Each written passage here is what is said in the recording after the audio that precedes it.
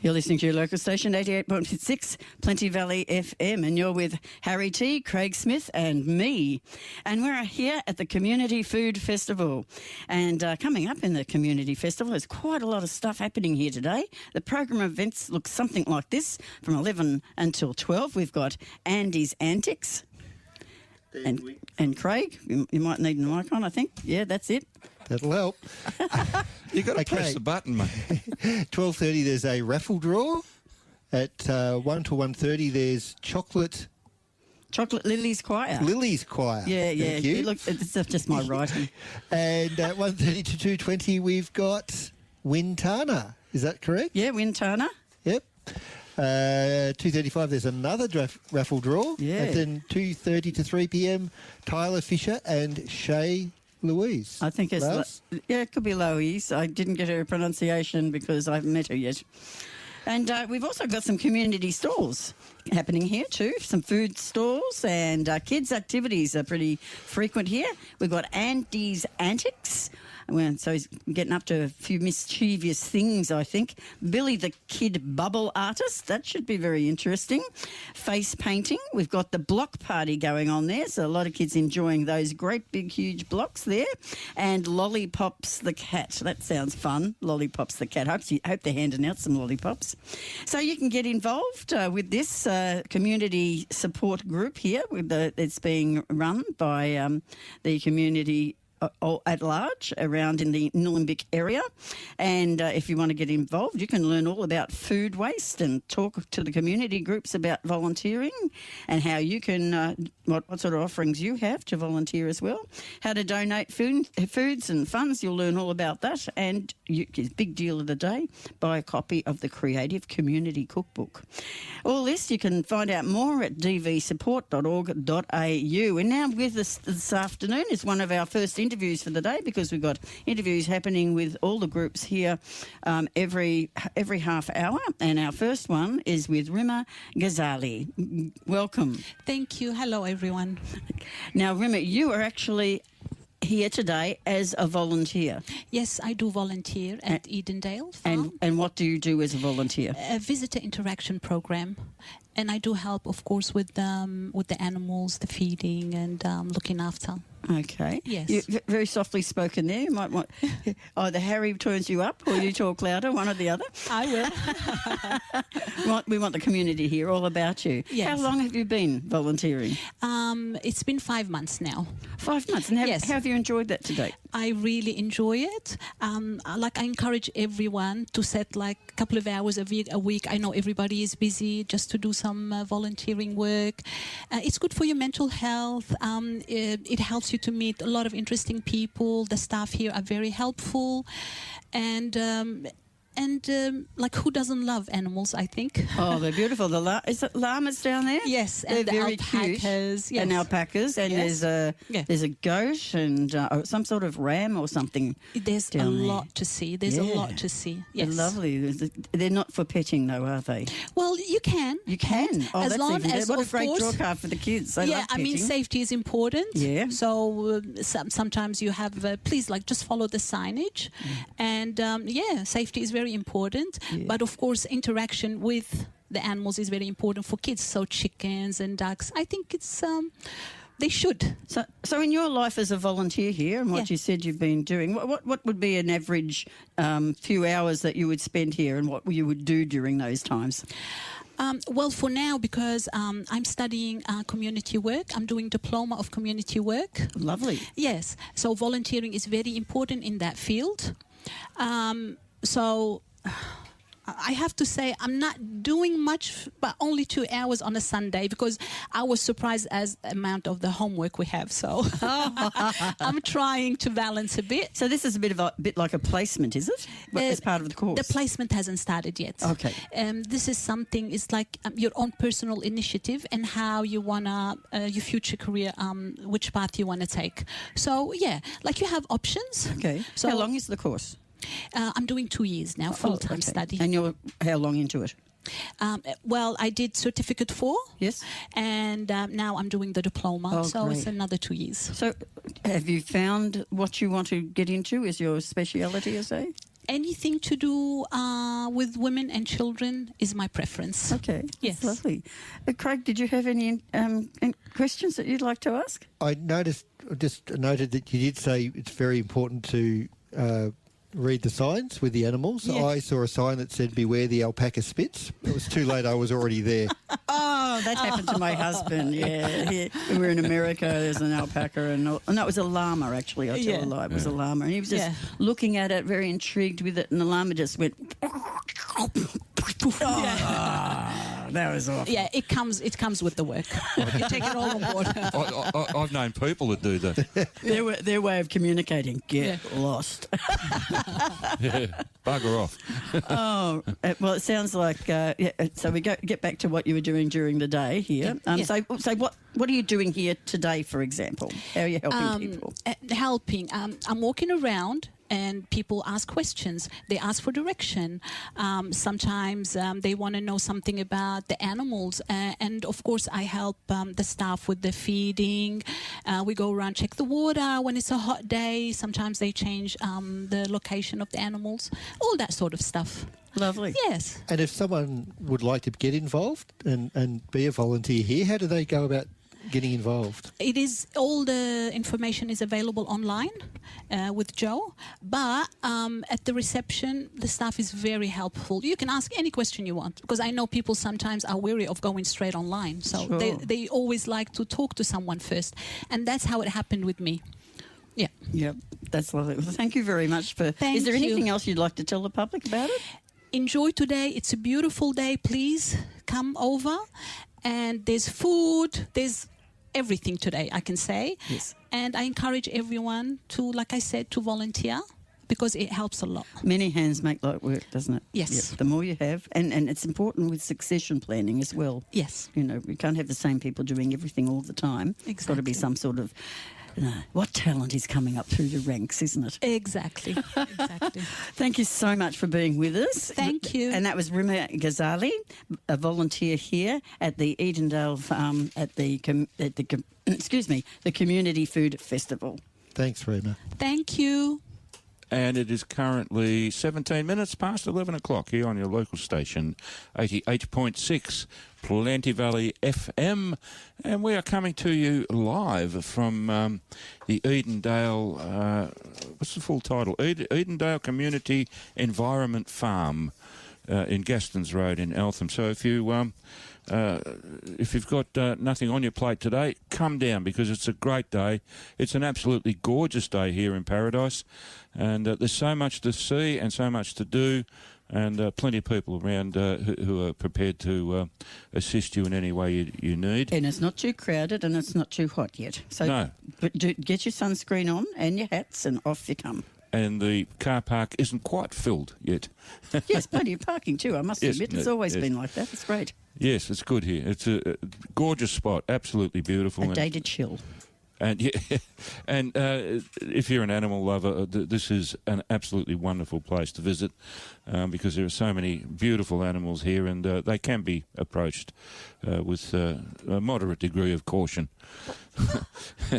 All right, on with the show. Coming to you live from our outside broadcast van located at Edendale Community Environment Farm in Eltham. We're doing, we're covering the Community Food Aid Festival. That's right, the Community Food Festival here, live and exclusive, and everybody enjoying really yummy things. And if you get outside the van, there's beautiful smells in the air. Yeah. Of all that wonderful food. And Yes, they've got indeed. some, bit drop of red there as well. And they've got, they've got coffee and, a few cakey things as well. Yeah. So, so lots of food, and more people coming in through the gates at the moment to enjoy what we have of a beautiful day this afternoon here for the event. Not raining and horrible or, going to be a big storm or anything. We're just here and we're just chilling, and it's going to be a good day. Nothing but blue skies here. Right. And And you want to know some of the things that are happening at the moment. Between 11 and 12, we've got something on at the moment called Andy's Antics, and it's a bit. Andy's Antics are all about the kids, so they'll be having fun right at this very moment, right up until 12 o'clock. Between 12:10 and 12:30, there'll be guest speakers on food waste and food insecurity, which is a bit of a topic at the moment, because of, the price of food and everything these days. You've got to get a bit more frugal about how you're going to spend things. Cost of living. The cost of living, and this will teach you a bit more about, food waste and food insecurity. At 12:30, Craig. At 12:30, there's a raffle draw. From 1 to 1:30, we have the Chocolate Lilies Choir. They're great. I actually interviewed them quite some time ago now. There's about a group of about 12 of them. Fabulous. They were really great. Wonderful. So, nothing better than the human voice in unison. Yes. Then from 1:30 till 2:20, we have Wintana. Mm-hmm. Sounds like a band. I was just going to suggest Find out more about that later. That may be a music... Wincana. It's not Santana.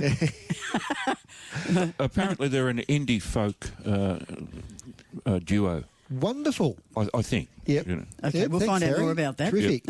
At around 2:25, there is another raffle draw. And then from 2:30 till 3 p.m, there's Tyler Fisher and Shay Laos. Sorry, Shay, if we're mispronouncing your name.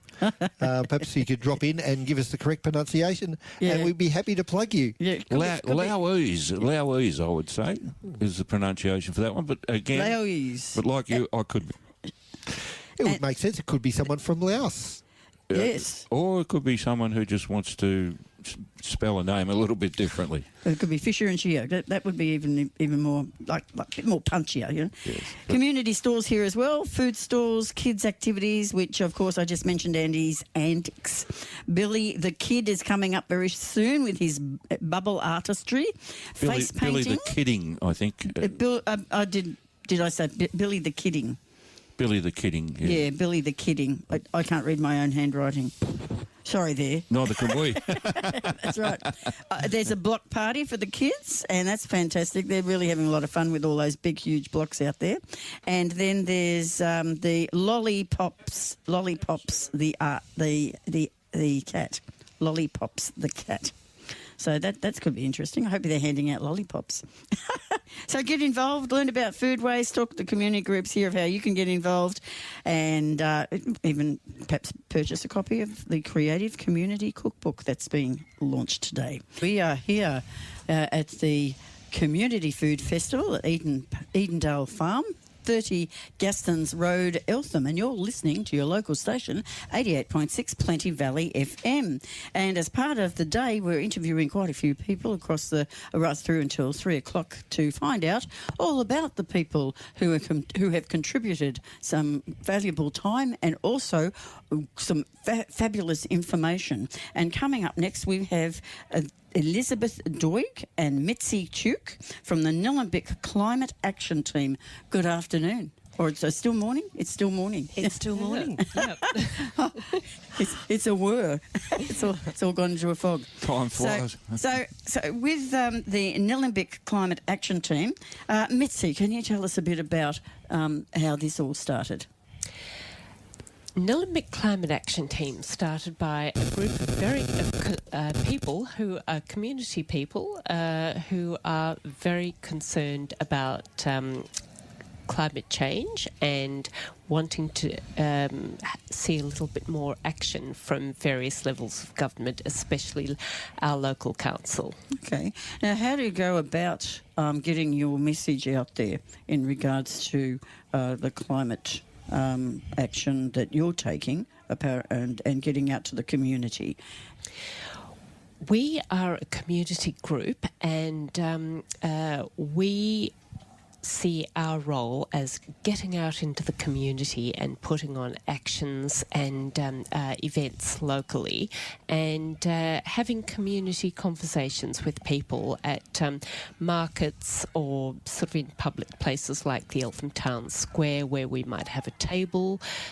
Sometimes we have a table outside the Eltham bookshop, and we certainly have a regular event, a climate cafe that takes place on the last Thursday of the month at platform 3095 at 7:30. And we've put it on for a year now, and with a different speaker at each climate cafe, and it's really gaining in popularity. So there's a great need for it out in the community, I think. What have been some of your successes to date in getting the message out there and having people involved and actually doing something? Yeah, well, look, we lobbied Nillumbik Council quite hard a couple of years ago to declare a climate emergency, for the Shire of Nillumbik to declare a climate emergency and just get on board with other councils who are doing pretty much the same thing to really focus their attention on the emergency that we're facing, and to do something about it, which actually begins with declaring a climate emergency and committing to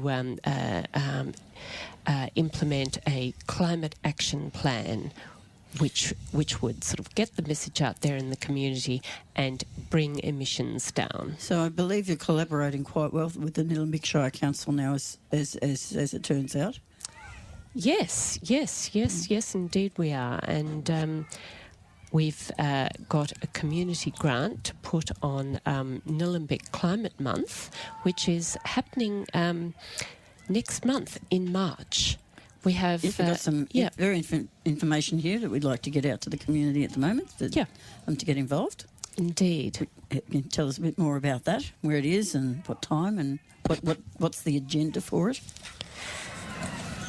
Okay, all right. Well, it's we have Nillumbik Climate Month over 2 weekends in March, Saturday the 2nd of March and Sunday the 3rd of March, and then Saturday the 16th of March and the 17th of March, so that's Sunday the 17th of March, and we've got a panel of expert speakers giving a series of a diverse series of seminars, all focused around the issues of climate and environment. And it's here at Edendale Farm in the Mummery Room. And people can just come along. And in fact, we are here promoting our Nillumbik Climate Month. Beautiful. And it's all focused actually on the community here precisely. Indeed it is. Yeah. Indeed it is. And I would be probably right to assume that a lot of other communities around Victoria and that would be also getting involved in their local councils to do such a thing as well. Yes. So and it all starts with us, and it all starts then to collaborate with other people and grow bigger, and also get the message out to the community more and more to educate people about this. Yes. And so you're having these particular events to help that education. Yes, Right. very much so. And then you'll know what you can do about the climate and biodiversity crisis by the end of those. Yes, well, there's certainly information sessions. Because and it's a broad aspect. Yes, to yes. Be able to say, okay, well, what exactly then? You know, this is so broad. Biodiversity crisis. What exactly is a biodiversity crisis? And how do we break that down, into this area? What are the biodiversity issues in this area? Yes. Well, we certainly have Jane Morton and Ellie Hanrahan talking about healing land and sea, and that's a pretty big brief, but they're going to be honing right into that and telling people sort of what areas are being sort of highly adversely affected by climate change, and we've certainly got Mike Clark on Sunday the 3rd of March talking about the impact of fire on fauna in areas of Victoria. So that's good.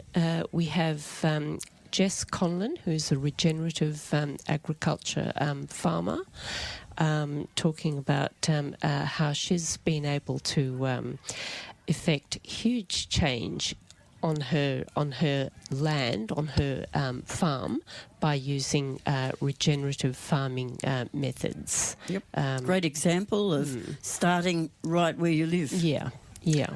We also have very practical choices. This is Elizabeth Doig talking to us now.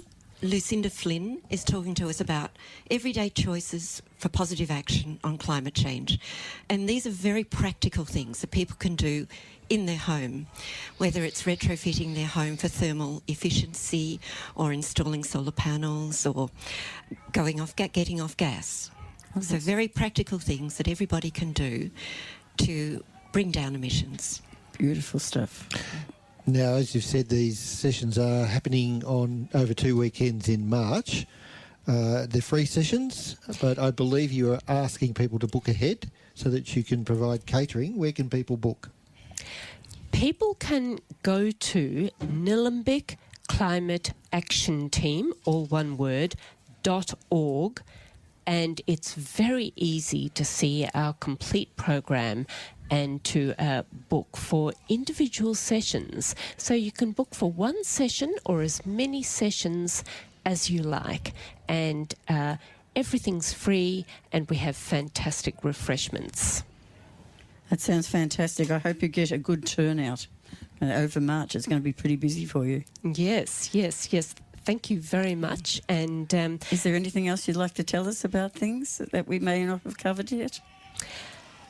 Look, really only to encourage people to come along and hear our fantastic speakers. They're all experts in their fields, and it's just a way of changing culture, getting the message out there, and coming together as a community to work towards doing something about a crisis that affects us all. Of course. Thank you very much to Mitzi Chuk and also Elizabeth Doig. And don't forget to, I think you wanted to say, Elizabeth, one more thing. I just wanted to put in a plug for our next Climate Cafe, which is actually coming up this Thursday. Yes. So February the 29th at platform 3095 at 7:30. You do not need to book, you just turn up. We have a speaker, Vasundhara Kanpal, who's a local speaker, and she's talking on food sustainability, which is a very topical issue. Fantastic. And you're very welcome to turn up and order yourself a meal, get yourself a drink, and come and join us. It'd be lovely to check it out and also, it's a very informal this sort atmosphere. of information. Yeah, because we can all go around flapping our hands around and talking about, vague things all over the place, but we're not really doing anything sort of strategic enough. And so these things help you strategically look at things and then be able to be more active about it, to create the actions that you're ideally wanting in the end. Thank you again for coming to Plenty Valley FM, our outside broadcast here. Elizabeth Doig and Mitzi Chuk from the Nillumbik Climate Action Team. And if you want to know more, Nillumbik Climate Action Team, one word, .org. You're listening to your local station, 88.6 Plenty Valley FM. You're at the Community Food Festival at Edendale Farm. That's located at 30 Gastons Road, Eltham. Why don't you come down and join us? We'd love to see you. And at the moment, we have plenty going on at the festival, and at this very moment, the guest speakers will be starting on their food waste and food insecurity information for those who are interested in going and listening to those guest speakers at the moment. And that goes until 12:30. From 12:30, they're going to have a raffle draw. So there's somebody walking around out there doing some raffles and stuff. So they're going to do a draw at 12:30. So got to be in it to win it on that one. From 1 until 1:30 p.m, we're going to be entertained by the Chocolate Lilies Choir. The lovely choir they are indeed. They do a little bit with music, but most of the time they do a cappella stuff as well. So it's very nice to listen to. 1:30 to 2:20 this afternoon we have Wintana. And that's a bit of a surprise because even we don't know what that is at the moment, but it sounds like a band. Yes, it's a duo, isn't it? Yes, we believe it's a folk It's duo. a folk duo, yes, Wintana, not Santana. But anyway, good name still, Wintana. Be interesting to find out what the actual reason is for that name. It might be, maybe Winifred and Tanya or something, or other put it together to get Wintana, who knows. And 2:25, we've got another raffle draw. We'll tell you more about what's going on here at the festival. But first and foremost, we're going to be talking to Diana Worrell, and she's from Link. Good afternoon, Diana. Good afternoon. Thank you very much for joining us. Pleasure. First of all, what is Link? Link, the acronym stands for Love in the Name of Christ, and it's an organisation that had its origins in World Vision, and it is nationwide, so there are Link affiliates throughout Australia. We've got in Queensland, New South Wales, Victoria, Western Australia, and the sort of aim, it integrates church and community support, establish and assists Link affiliates, that's the Link National, the overriding body, and provides opportunities to volunteer, network and collaborate, enables befriending and helping all neighbours. We've been operating in Eltham for 30 years. That's a long time. It is a long time. Congratulations. Thank you. We had a special event where we invited people who were on that original committee to come, and the local councillors and other people to come. Dignitaries from Link National came as well. And it was just wonderful. How long have you been with it? 30 years. Well done. That's a great milestone, though, isn't it? It was a great milestone. We've had to change services because, some people moved away, some people passed away, you could imagine, over 30 years. And so one of our reasons for being here today is to try and encourage people to join us, to volunteer. And what we do now, I think that's probably enough for the background of... I was going to ask you actually how you actually did develop over the years. Oh, okay. Well, when we started up, we're providing all sorts of emergency support, taking clients to hospital appointments, doctor's appointments, etc., helping with gardening, friendship, visiting people in hospital and so on. Now, the volunteer base did dwindle, did age, which affected who could drive, etc. And on top of that, along came COVID. Of course. And then, of course, with COVID, having people in the car is a problem, and so that kind of diminished. But we've reinvented ourselves, and we are focusing on community emergency support. So we provide food parcels, Christmas hampers, and we have a food pantry. Great. Now, Craig wanted to actually ask you a bit about this emergency food support as well. Yes, so I just wanted to find out a little bit more about the food pantry, where it's located and how you go about getting your donations. Okay, well, the food pantry is open 24/7 and anyone can use it. We make a point of saying that all our services serve the residents of Nillumbik and Banyule regardless of race, religion or gender. And this food pantry is supported by the churches that belong to the affiliate. And we're the Eltham affiliate, of course. And so we get this donations of food. Sometimes people say, well, look, we don't know what to buy, so they'll give us money. So we either put it in the bank and use it for food parcels or Christmas hampers, or we buy food for the pantry. Lovely. And where is it actually located? It's actually located at St Margaret's Anglican Church, Eltham, in Pitt Street, Eltham. and it's you don't have to enter the church. It's outside of the building, and so far it's been looking good, except it gets emptied very regularly.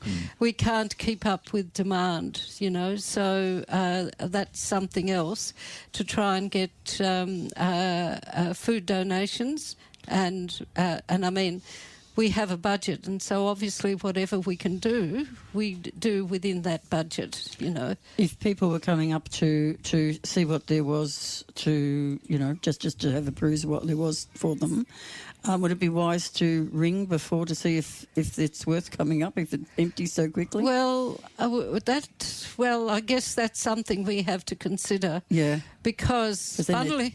Spending money to drive up there and stuff with the petrol and everything, it's sort of, you know... Well, that's a point. It's all budgetary minded these days, you know, because of that's a cost point. of living. Yeah, that's a point.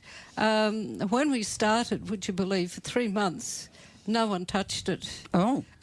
And we thought, oh, this is a disaster, you know. And then I guess the word got around, and now it just gets emptied so quickly. Which speaks volumes, doesn't it? It does. So do you need to register beforehand, or you just walk off the street, or how does that work? You just walk off the street, You've just heard take from Rich Stahl your there. bag and fill it according to your needs. Okay. I mean, I guess it's a case of take what you need rather than, you know, just taking what's there. Think of others, but, you know... So it works on like a trust? Oh, yes, definitely. A trust system. Yeah. It's a trust system, yes. And we were chatting earlier, and you were saying that you were interested in if organisations or businesses would make a spot available for donation. So a basket or a trolley outside. Yes.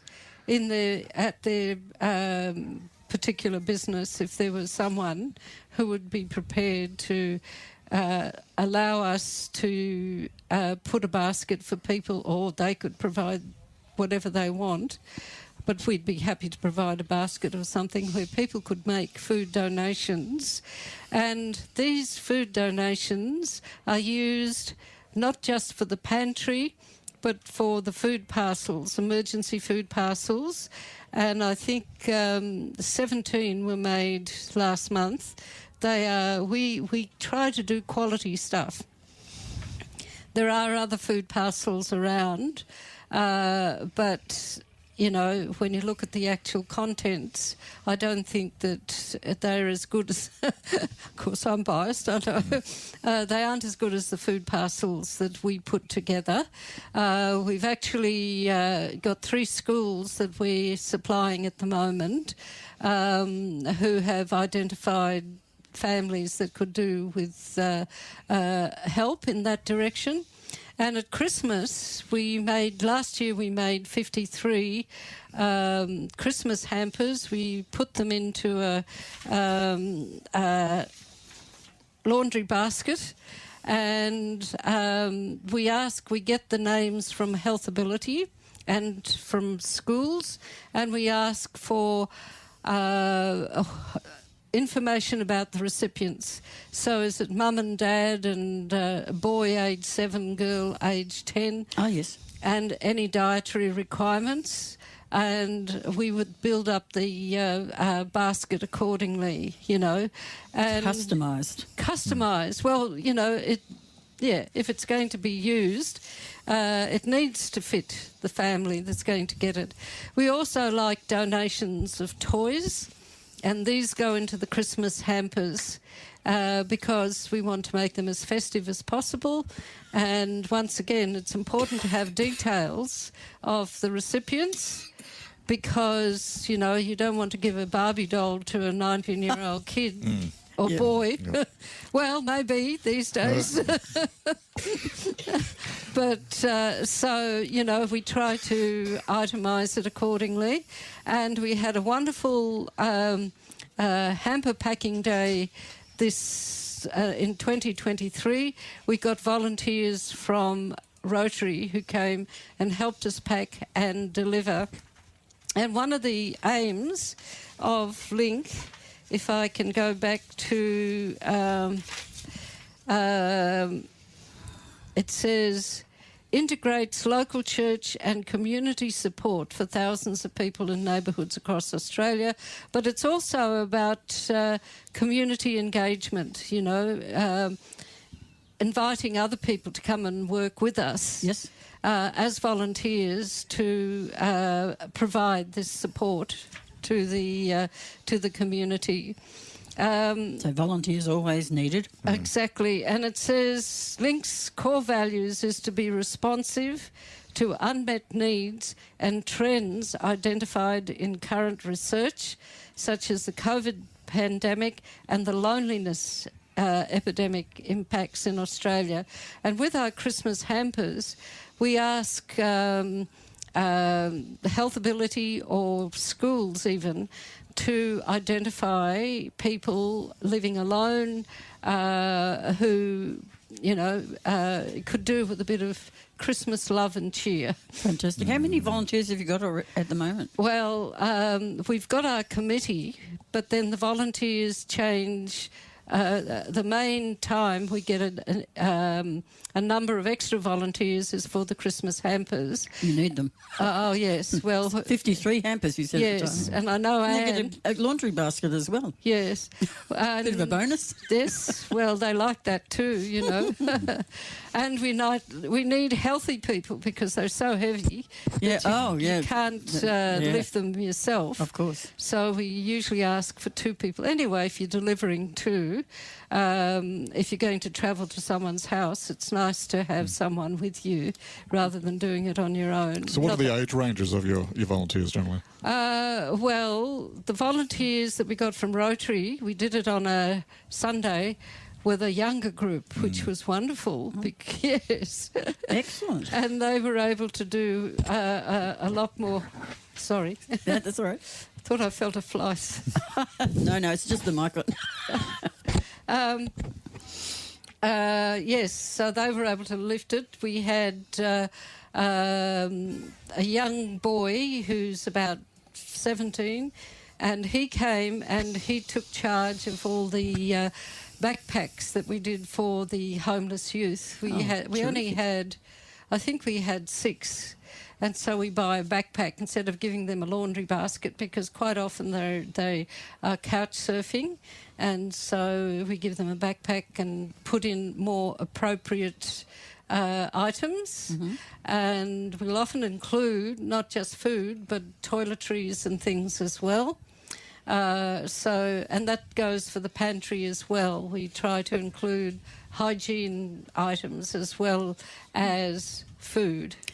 So most of your services sound like they're, it's a holistic thing. Yes. And it's food, it's hygiene products, it's, trying to get that food in and then distributing it all. And yes. Is there any other services that you actually, because it's sounding so broad and big now, and you've only got your committee and a few volunteers, it sounds like a huge role. Well, doesn't it, the organisation? Well, we manage. We've got the backup of Link National. Terrific. And if we have any questions, in fact, if people wanted more, to learn more about Link, they can go to www.linknational.org.au, and I'm sure that they'd be able to get more broader information because we're just the Link Eltham affiliate, and this is what we do in Link. So that website address again?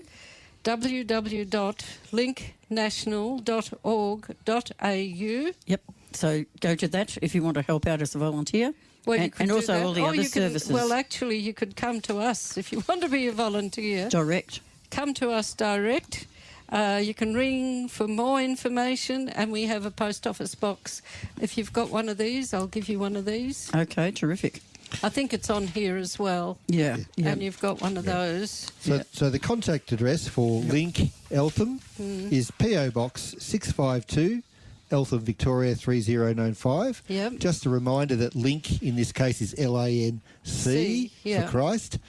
And for more information, you can ring 0414 398565. That's right. Thank you very much, Diana, for talking to us today about the organisation. It's been a huge and I really have enjoyed you telling us all about it. One last point can Yes. I make? Link Eltham is the second longest serving Link service in Victoria. That's wonderful. Congratulate, 30 years old and the second longest serving. Yes. That's huge. Which Congratulations. which is the longest? Which is the longest? Yarra Valley. Oh, okay. Yeah. So not far away. Not far at all. But they started a year before us. So Just 1 year. So Just 1 year. They're 1 year up on you. Yeah. Thanks again, Diana. That's all right. I Appreciate hope your that time. was all right. That's fantastic, wonderful. Diana. Thank Thanks. you. Thank you. And we've been speaking to Diana Worrell from Link, L-I-N, Love in the Name of Christ, and their organisation and what they have in services. Please do go to www.linknational.org.au. If you've got any questions whatsoever, they should be answered on there, and there'll be contact also for those who decide that they'd like to volunteer and help out with food and stuff. So there you go. We've also been introducing some people from the festival as well. The fact that there's a lot of community support around the Nillumbik and Banyule Shires, Nillumbik Shire and Banyule, City of Banyule, and we've got a lot of people supporting that as far as community groups are concerned. And amongst them today, we have sitting with us at the moment for waiting to be interviewed, Kerry Wellington, who's the Operations Manager of Diamond Valley Support Group, and Kelly Wishart, who's going to tell us all about CareNet. But first we'll talk to Kerry about the Diamond Valley Support Services and what they do. Fantastic. Thank you, Denise. So Diamond Valley Community Support is an emergency relief, material aid and information service located in Greensborough Plaza. And we support people who are experiencing hardship across Banyule and Nillumbik and surrounding areas with a whole range of different supports. We are largely, super largely volunteer-based. So we have over 140 volunteers that work at our operations. And we do a whole range of amazing fundraising and donations raising and things like that with these guys. And we are hosting the festival today as it is part of the kind of celebration and the end of one of the projects that we've been doing over the last 18 or so months called the Food Collective Project Next Level Initiative. And what's that about? How did you actually come to this initiative? Yeah, so you're actually looking at Kelly and myself were the founders of this project that started back in 2020 where things were going a little bit crazy in the world and a lot of services shut down that were providing food relief.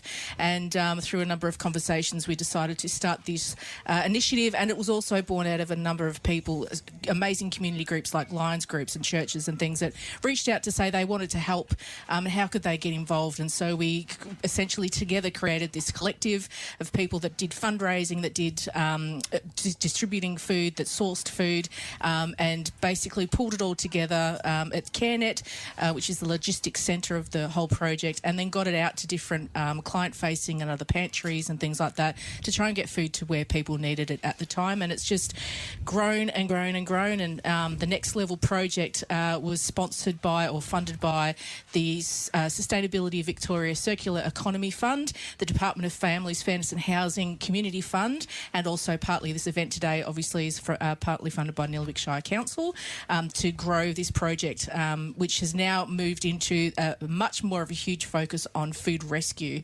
And I'll let Kelly talk to that because she's the expert on the food rescue side of things. Okay, just before we do, that sounds, what you're involved in sounds like a huge thing to coordinate with all the food going out and coming in and all that sort of thing. And how do you cope with all of that as well? Well, I mean, this is grown from people, mostly volunteers, who have given up their time and their skills and their ideas, who come out with, goodwill and wanting to contribute to the community. And, really it's very little my job to do the coordinating. I really just sit back and facilitate some of the relationships. Okay. And we are so fortunate in our community that we do have these amazing people out there that want to do good, really, and that's how it works, why it works. So now you're actually on level 3 of the Greensborough Plaza, yeah, that's right. That's at the Kmart entrance, just opposite the bar with the white and red little candy cane thing. That's how people remember us. Now, what other support services do you provide? So we do back-to-school assistance.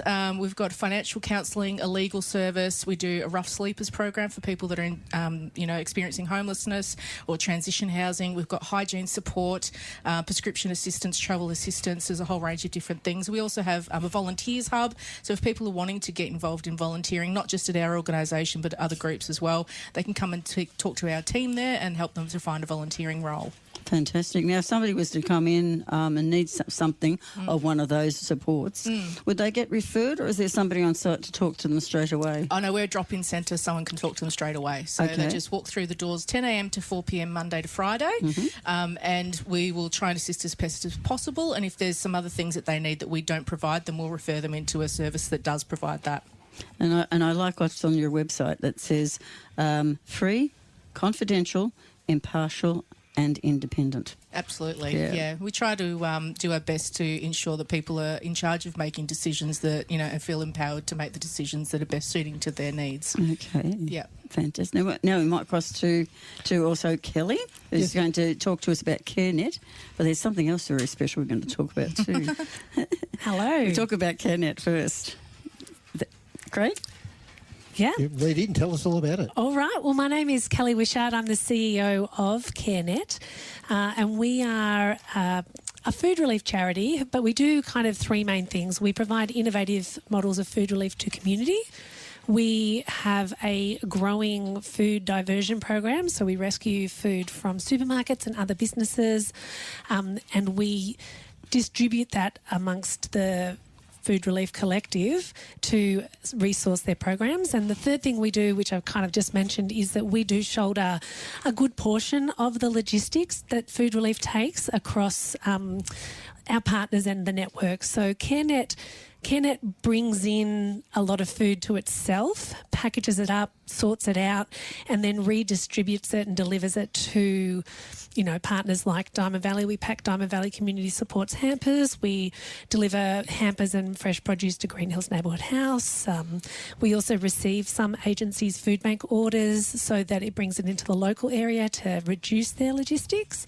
And that's a large part of what we've grown into. But interestingly, when Kerry and I first met, CareNet was actually just one cupboard of food in a church. We were just a program in a church distributing about 150 kilos of food a week, and that was mostly because we had to order 300 kilos a fortnight.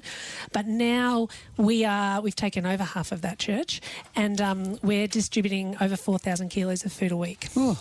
Yeah, so it's big growth in 4 years. Oh, yes. But as I was saying to Link earlier on, it's another organisation who distributes and gathers food as well. And it's a huge area, and it's just to hear how much food's going out, to people. And it's just, the sign of the times, isn't it, at the moment? Yeah. So with food recovery, how do you go about sourcing that, or how do you approach organisations to be recovering that food rather than destroying it? Yeah, well, we started by partnering with Second Bite, who linked us up to a local supermarket through their community partnership program. A real game changer for us was that the Templestowe and Doncaster East branches of the Bendigo Bank actually bought us a refrigerated van. So that was an absolute game changer for us and greatly increased our capacity to rescue food and keep cold chain and all of that. So then now we have a lot more supermarkets that we have a direct relationship with rather than going through another agency, and Fair Share also bring us a good amount of food. So what we do is we go out and we speak to the supermarket or the business. We talk about what we can and can't take, and then we kind of identify each party's needs and then try to work within that. So most supermarkets will start by picking up 1 or 2 days a week with the intention of picking up 4 days a week. At the moment, CareNet runs Monday to Thursday, but we do pretty different things almost every day. But we do food relief all 4 of those days. Food rescue. So we do food rescue all 4 of those days. And with food rescue, I think one of the big issues for me, I think, is use by dates. And when food, you can see it's perfectly good, but I know that my other half will not touch it Right. if that date is even close. Supermarkets themselves will sometimes not sell it to you. I've actually been refused to be able to buy meat, offered to buy it at half price, and they just wouldn't sell it to me because it was one day past the date. Yeah, it's risky. But if you had it at home, you would eat it. Yes, correct. But maybe your wife wouldn't. Well, she doesn't eat meat. Oh, right, okay. Well, look, I do think that labelling on food is a big driver of food waste. And I think there's also a little bit of a lack of education about it. So a use-by date is about safety. And you know, you should adhere to use-by dates. Now, look, at home, I'll give it a sniff. I've got a bit of a cast iron belly, so I will probably eat that thing, but, you know, somebody else might not. But then a best before date is about quality. It's not about safety. So you can't tell me that a packet of biscuits 6 months after its best before date is no good. It's fine. You know, if the packaging is whole and the product looks okay, then it's fine. And look, to be fair, a lot of the food that not a lot, but there is a portion of food that we distribute through CareNet that may be outside of its best before date, but never outside of its use by date, because we would also say, well, that's a risk there, because that is actually about safety. Yeah. I do find it amusing that things like sugar or salt will have a use by date. They're preservatives Or that honey. you put that you put into other food to keep them. Water, I've often seen. I mean, water bottles are a problem in themselves, but bottled water will have a use by date. I think that's actually more about the packaging than Yes, the water. correct. Yeah, which is crazy. But look, there is a bit of a push, and there are some states trialling taking away best before and use bys and allowing the consumer to make sensible choices. We'll see. I think that probably the corporate Australia is quite risk adverse and has to mitigate a lot of those risks. So we'll see where that goes. Now, sorry, I'm just mindful of time. We're coming up to news time shortly. We have something happening with you. You're actually been cast to Adventure All Stars. What's that all about? We have. So Very exciting. Kerry and myself have been cast, and also Mira Claudia is another one of our team members. We have been given an opportunity to be a cast member on Adventure All Stars. So it does air on Channel 7. I think they're between seasons at the moment. So basically, near the end of the year, Kerry and I and Mira will be whisked off to a destination in Australia, and for 6 days we will participate in the adventures and tourism things that are available in that area. So the show itself is a destination show highlighting tourism and places in Australia. But the beautiful thing about it is that all of the cast members represent different charities. So we have our own fundraising goal. We have to each raise $10,000 across the year, and then the net profits from that go to the charity. So we're all representing CareNet.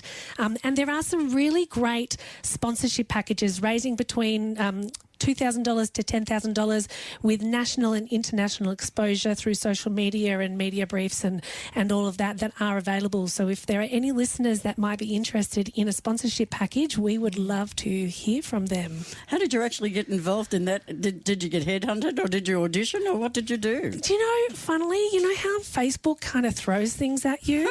I know, right? So on my Facebook and on my Instagram, I get a lot of charity and grants and initiatives, because obviously that's what I'm looking at the most online. And so this charity TV thing came up, and it was, you know, and we probably applied 2 or 3 times actually and didn't make it through. But last year we got shortlisted, and then we went to the short list, and then we were given the opportunity to throw it out to community and say, who wants to be a cast member? And now there's 3 of us that are doing this. Yeah, it's That's very fantastic. exciting. It's exciting. It Yeah. is. And we just You'll on be stars. you We know. will be. Well, I'll be able to say I knew you before you were famous. You will. Do you want me to sign something for you? Yes, it could be valuable later. and We'll the, donate it back to your charity. Yes, please. Absolutely. The uniform that we wear on the show, so every day we have to wear a uniform, and that provides sponsorship opportunities. So logos of the people who are sponsoring us go on the shirts, so they'll get coverage across the TV show every day that we're on it. And I just want to also say too that part of the reason that we're doing this is not only because it's going to be fun, but is actually that funding is coming to an end for both our organisations from a number of sources at the end of June. Ouch. And super ulch. So we're actually looking at what is that going to look like, because the increase on our services and increase on all of the community services that are here today has only keeps growing like by a huge amount over the last couple of years. And so we're all trying to work out, well, how are we going to meet this demand? Is it going to look like reducing the amount of food that we give to people? Is it going to look like closing our doors? Is it going to look like saying, actually, sorry, you're just over the train tracks, you can't come in because you're just not on the right side of the road? So this is part of what we have to do in the community sector, which is to hustle all the time, to try and get the money to come in. And as a community radio show, I'm sure that you guys know all about that. We kind know of all hustle about that too. Yeah. So part of this is, I mean, the sponsorship, organisation is absolutely doing an amazing job if they take part in this with us to be able to get their, the funds going back into food relief. But it means that we're going to be able to sustain our operations for a little bit longer, Yes. and also CareNet also supports people and organisations down in Manningham. So it's across 3 local government areas. It's not just Nillumbik and Banyule. And there's actually thousands of people, thousands of family members that we help across the year with all the organisations that we work with. So the impact that sponsorship's going to have is massive. So if there's any organisations out there that do want to get involved in supporting their local community, this is one way that's going to give them, some benefits for their business as well as the local community. Yeah, And so if anyone does want to get involved in either in the organisation or hopefully some sponsorship, how's the best way for them to get in touch? I think the best way would be to get in contact with us through one of our social media things. So we've got Facebook and Instagram for Diamond Valley Community Support, for CareNet, and also we have another initiative called the Social Grocer. You could email us at kelly@carenet.org.au, so that's KELLIE at carenet.org.au, or look at our website. Yeah. Wonderful. It's been great to talk to you today. We'll just let Harry get organised. We're just going to cross to the news. Beautiful. And you've been listening to your local station, 88.6 Plenty Valley FM. We've been talking to Kerry Wellington, of the operations manager of the Diamond Valley Community Support Group, talking about all about the food and support services that they have, the food relief. And also Kelly, the CEO of CareNet, Kelly Wishart, which has also been talking about their food distribution and how they get all their food and their collaboration going in the community to get it to the people who need it most. And a little bit about their charity TV gig that's coming up. So keep a lookout on that. That's going to be fantastic. Thank you. You're listening, yes, of course, to your local station, 88.6 Plenty Valley FM. We're broadcasting outside at the Community Food Festival at Edendale Farm. That's 30 Gastons Road, Eltham. And there's been quite a big program of events here, and it runs until 3 o'clock, so it's not over yet, and there's plenty of entertainment coming your way with Tyler Fisher and Shay Loise. So that's a nice duo there by the sounds of it to give you a few tunes. And only, I think, happening right at this moment, there's a raffle draw too. So if you've been one of those people who's gone into that raffle, keep an ear out. But I want to welcome at this stage Paige Redman, and she is from the community organisation called Health Ability, here to talk to us about their services and support. Hi, thanks for having me. Oh, very good. Very good to have you on board here too. Thank you. You've been So, yes, very busy there today. We are very busy, and it's very warm out there, but it's a lovely day and lovely to chat to different people in the community. So I'm here representing Health Ability, and 2 of our programs that we have. One is our Service Connection program, which is interesting that mentioned getting old, because this program is to support people over the age of 65 with navigating services. So it was identified that there was vulnerable people in the community across the country that needed support with navigating those services. So CareFinder Network was born last year, and our program is called Service Connection. So we've got people that go out and meet with people in the community that need support with navigating services, so including my aged care, but any other services that they need that help with. Yes, mental health, for instance. Yes, so we can connect people in with mental health services as well. We've got another service called our After Hours Mental Health Nursing Service, which is also a free service, and we cover a massive area, 12 local government areas, so right out to Mitchell, right across to Monash, Banyule, Yarra Ranges, Nillumbik, and everything in between, basically, so Knox and Whitehorse. And that's access to a mental health nurse in the after hours, so we're actually open every day.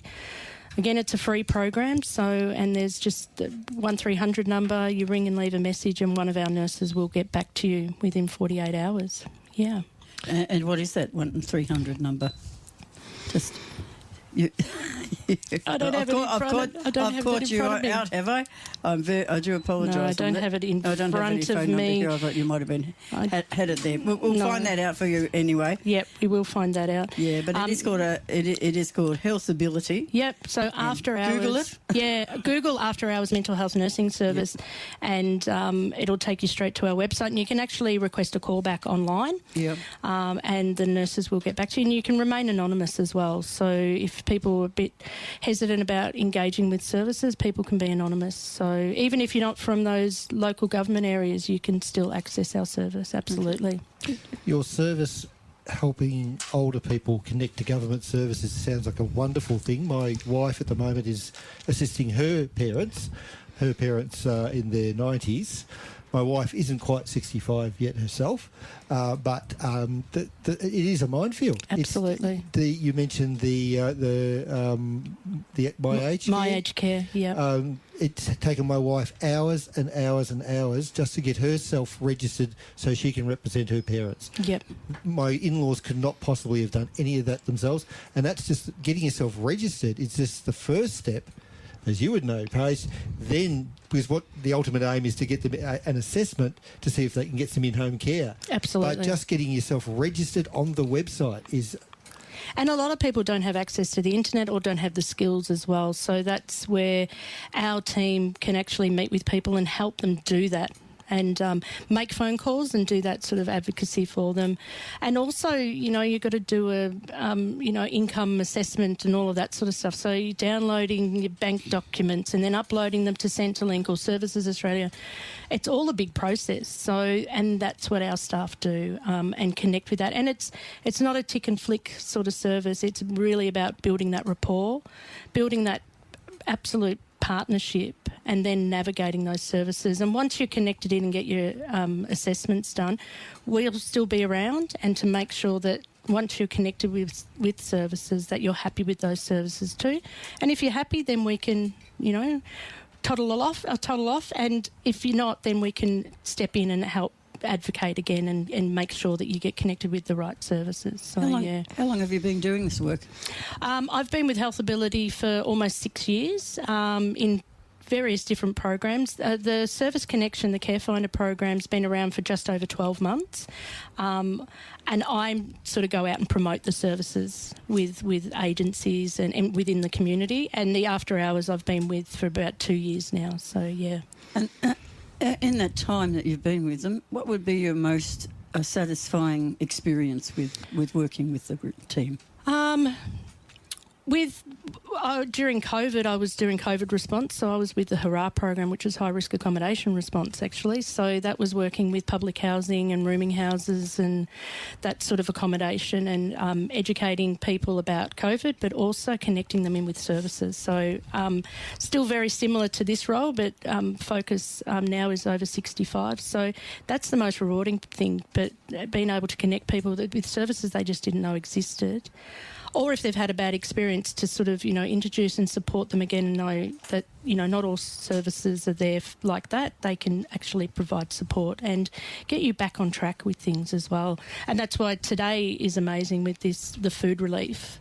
All the different agencies here is about supporting people in times of need. So, yeah, it's amazing. Great. Very lucky. Yes. I'm just curious, getting back to this assessment that takes place. Does that process look at assets? Yes. And income? Well, income, yeah. Income, yep. But certainly, so your family home comes into it? Yeah, I couldn't give you all the details how that that works, but that's what our team can help with to upload. Okay. There's different forms that need to be done for Services Australia, which is Centrelink. Sure. And so our team can help with that. So, you know, you have to upload any assets like that, any information. Right. And sometimes you find out really personal information about people. And so that's why it is about building that rapport to make sure that the trust is there and they can help you with making sure you've got all the documents, correct documents and things. Okay. So, yeah, there is a lot involved. And there's a danger that if you don't submit the information correctly, or you forget about including something, let's say, that your application simply will be rejected. Yeah, and that's why it's good having someone that can actually step you through all those processes, because it does get very overwhelming. Like you were saying, your wife's helping at the moment, and there is so many steps, so many hurdles to for a very simplistic process, you think, until you've got it's 25 forms later, and uploading different things to different websites and things. So, and that's what our team can help with. Absolutely. Okay, I wouldn't have thought it was that difficult a process, but by the sound of it, it certainly is. It can be, it definitely can be, and it can get very confusing. And you know, a question you'll ask is, "What help do you need?" And it's sort of like, well, I don't know what help is on offer, you know. Yeah, exactly. And it's not about pushing anyone into receiving services. It's about making sure people are comfortable and can stay at home for as long as possible. That's the aim. Absolutely. And to be supported in that. So we just explore those things and see what's available. Yeah. And what happens if, let's say, you're looking at, I don't know, an elderly couple, for instance, 70s, 80s, you know, and they're still living at home, but they can't look after each other anymore. You know, the wife can't cook anymore, and the husband can't do the lawns anymore. You know, because they're simply unable physically to do any of those tasks. And normal, doing the vacuuming and that sort of stuff. You know, what happens when they reach the point where they need assistance? That's what the assessment's about. So someone will come out and do that assessment from government, from My Aged Care, and they will look at what their needs are. And then there is a wait list. There's a wait list for these things as well. So they're put on a different level, and there's some massive changes happening in the sector as well. Okay. And so they'll be assessed for what sort of package that they can get and what sort of assistance. And sometimes things can be a bit fast-tracked depending on the need as well. But it is about supporting people to stay at home for as long as possible. Yeah, and absolutely. once you've had that assessment, that just determines what level of package you can get. Okay. You then have to go out and find yourself a provider. Yeah. So you've gone. You have. It's a multi-layered thing. Yes. Is one of the. Absolutely. You have to register with the government service. Okay. You have to arrange for an assessment. Once you've had that assessment and they've determined what help you need and how much, to what level that can be funded. I'm sorry if I'm jumping over, just from some personal experience. Well, you've had the experience, so yeah. Then you actually have to find someone who will deliver that service for you. Yeah, and that's changing a lot. So there's a lot of councils that used to provide services like that, and most councils are actually withdrawing those services now because of the way the structure's changed. Yeah.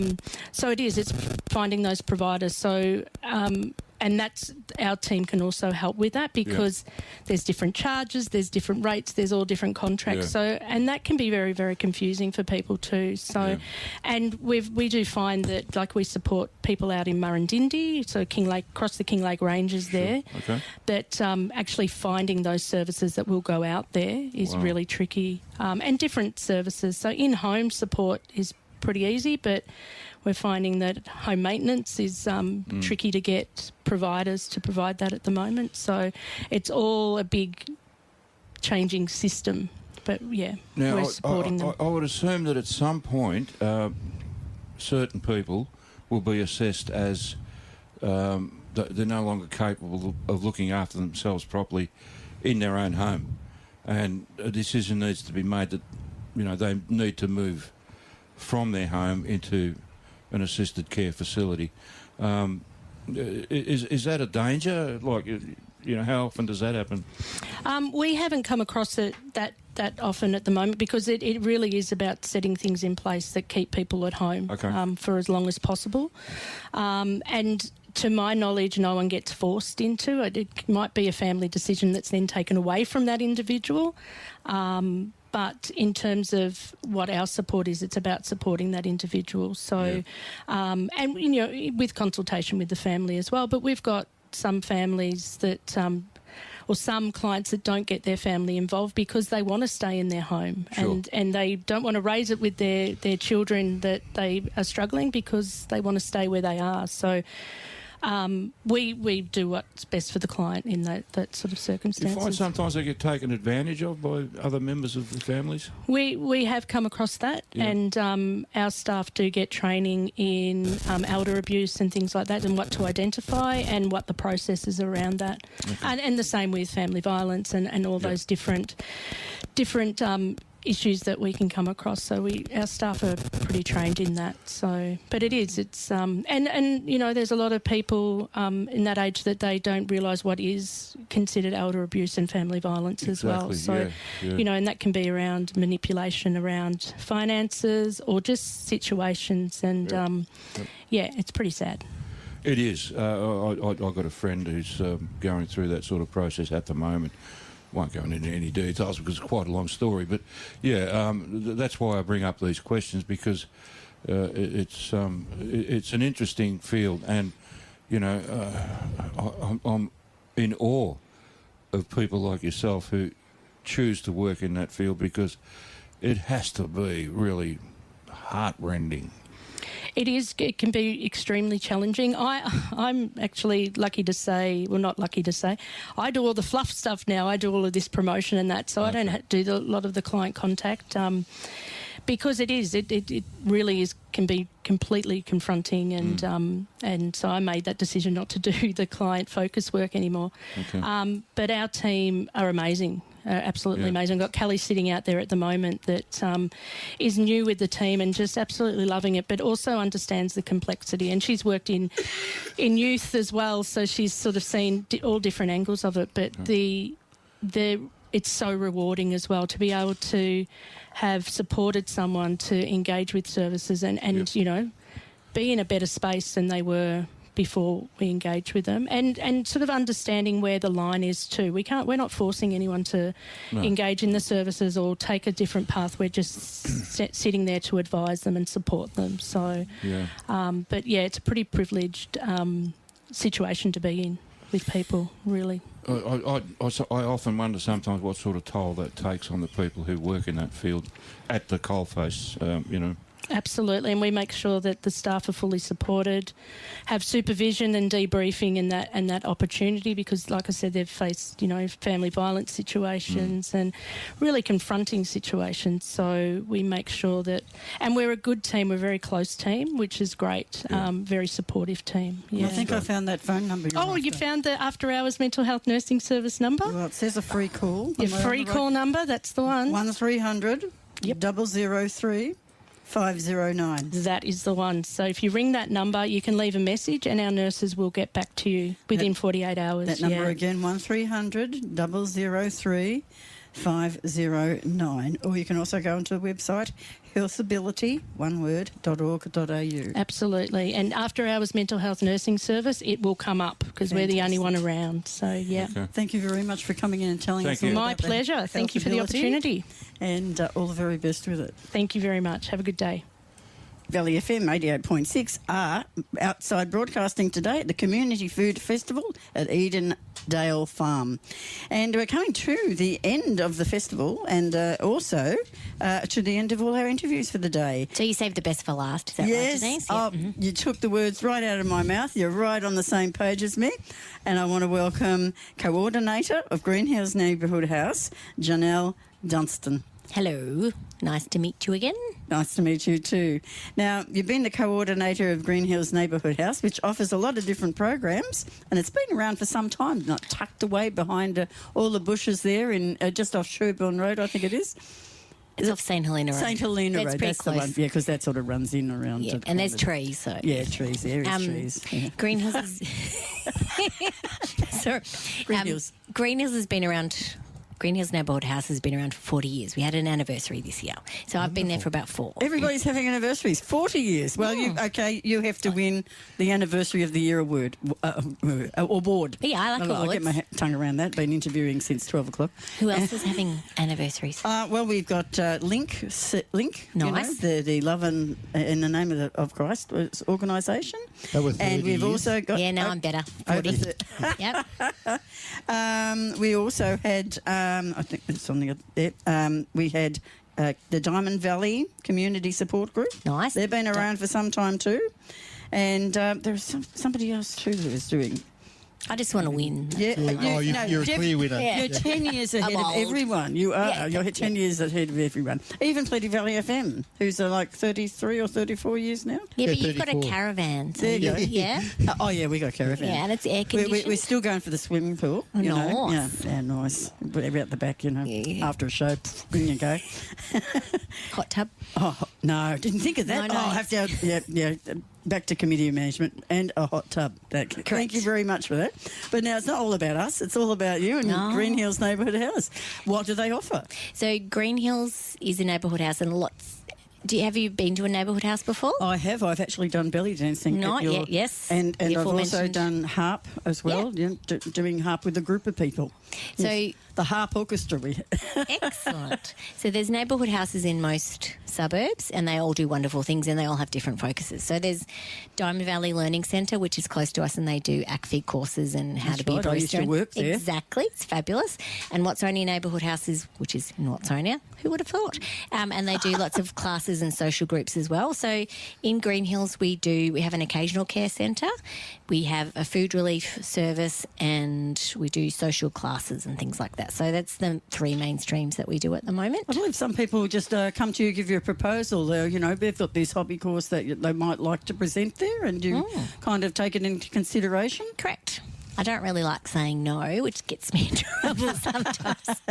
But it means lots of wonderful things happen, yes. Yeah, it would depend on your program, how Yeah. full it is and everything, Yeah. and who's going to drop out and who needs to come in and all that sort of thing, yeah. Yeah, but like a good community centre, we should be reflecting what people want to do. And also what I like to do, because I work there. What do you like to do? I like drawing. Yes. I like pickling, so I started a pickling party class, which is on every Thursday from 9 till 11, which is pretty Pickling? good. I'm very bad at it, but I like to eat it. Well, stick with it. It's What did you like to pickle too? my wife does. What does she pickle? Peppers. Oh, like chilies. Yeah. Oh, nice. Well, yeah. This is when we're saying was pickling purple peck. Yeah, well, yeah, right. Keep on going. Yep. They're sort of pickled. Peter Piper. They're done it. She does this concoction, I guess. So she char grills them and then puts chili with them and then oil. That's the one. Yeah. Yep. Mm. And they are absolutely delicious. They're very good. Yeah, I buy them. I go and buy them, Yep. and I always look for the really hot ones. Good. But Yep. and strangely enough, she doesn't eat them. She just likes it's like me. Yeah. Right, whether they're mild or not, or hot, or not, she won't eat them, at all. Yep. But she loves pickling them. It's fun. So Yeah. and I love eating them. So Yeah. what a great arrangement. Yeah. We made onion relish last week. It was onion jam's really nice. But that's what they do to a lot of the community houses, or Yeah. living and learning centres, Yeah. as they're called too. They do a lot of the cooking stuff. Yeah. and it's really great when you're working there because you end up getting great afternoon Very teas all nice the time. lunch. Yeah, Yep. yeah. We It's make a bit of a good lurk at the sandwiches. job. Yeah.